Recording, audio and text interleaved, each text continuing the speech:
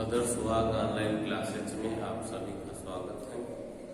जैसा कि आप लोगों को इतिहास के अंतर्गत पाठ 7 गुप्त साम्राज्य पढ़ाया जा चुका है और इसके साथ साथ लिखवाने का भी कार्य पूर्ण हो गया है। आज से हम एक नए पाठ 8 वर्धन काल के विषय में बुक के माध्यम से अध्ययन करेंगे, जिनमें क्या है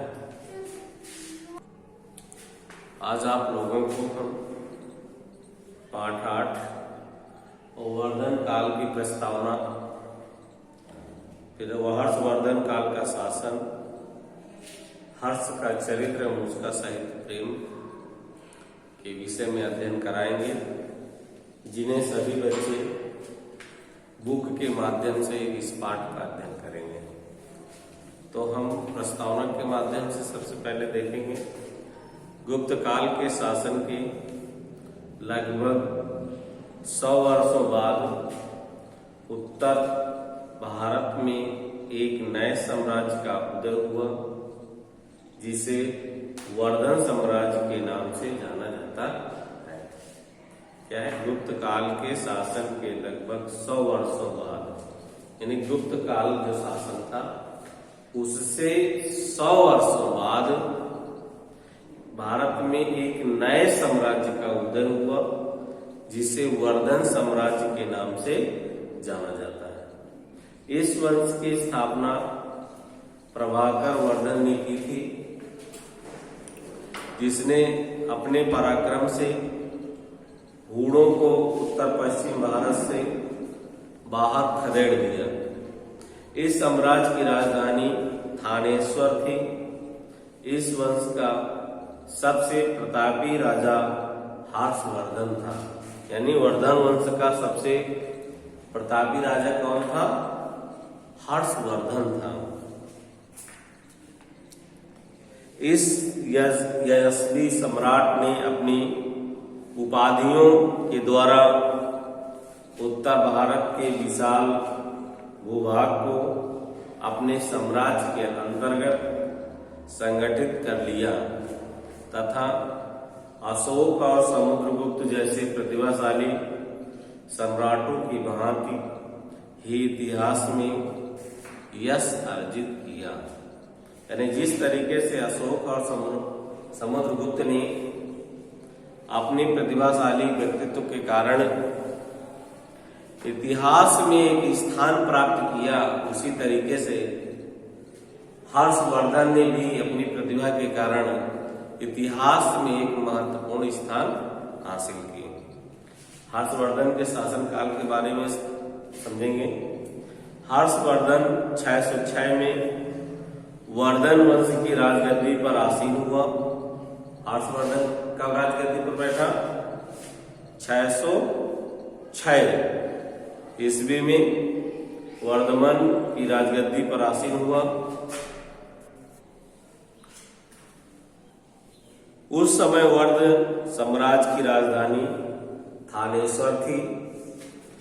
उसने गद्दी पर बैठने से पूर्व ही मालवा के राजा देवगुप्त ने उसकी बहन राजश्री का अपहरण कर लिया था। हर्षवर्धन ने सर्वप्रथम मालवा पर आक्रमण करके अपनी बहन राजश्री को मुक्त कराया। फिर कन्नौज, बल्लवी और मगध राज्यों को अपने शासन में मिला लिया। तत्पश्चात उसने कन्नौज को अपनी राजधानी बनाया।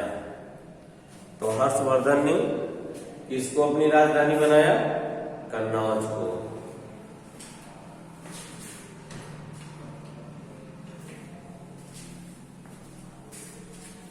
उत्तर भारत के अधिकांश राज्यों को जीतने के बाद उसने दक्षिण भारत के राज्यों पर भी अधिकार करने का प्रयत्न किया, किंतु उसका यह प्रयास चालुक वंशी राजा पुलकेशिन द्वितीय ने विफल कर दिया।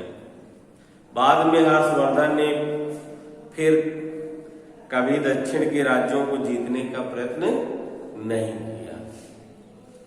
अब हर्षवर्धन का साम्राज्य उत्तर में पंजाब से लेकर दक्षिण में नर्मदा नदी तक तथा पूर्व में बंगाल से पश्चिम में मालवा का विस्तृत था। हर्षवर्धन ने 41 वर्षों तक राज्य किया और एक शक्तिशाली साम्राज्य की स्थापना किया। जो हर्षवर्धन थे उन्होंने 41 वर्षों तक शासन किया और एक शक्तिशाली साम्राज्य की स्थापना भी की। हर्ष का चरित्र, उसका साहित्य प्रेम के बारे में थोड़ा सा समझेंगे। मानचित्र के माध्यम से थोड़ा सा हर्षवर्धन के शासनकाल को समझने का प्रयास करेंगे। ये भारत का मानचित्र है और इसमें ये जो येलो कलर का दिख रहा है, डार्क येलो कलर, यही पूरा क्षेत्र हर्षवर्धन साम्राज्य में था, जिसमें आप देख रहे हैं यहाँ पंजाब, हरियाणा, उत्तर प्रदेश,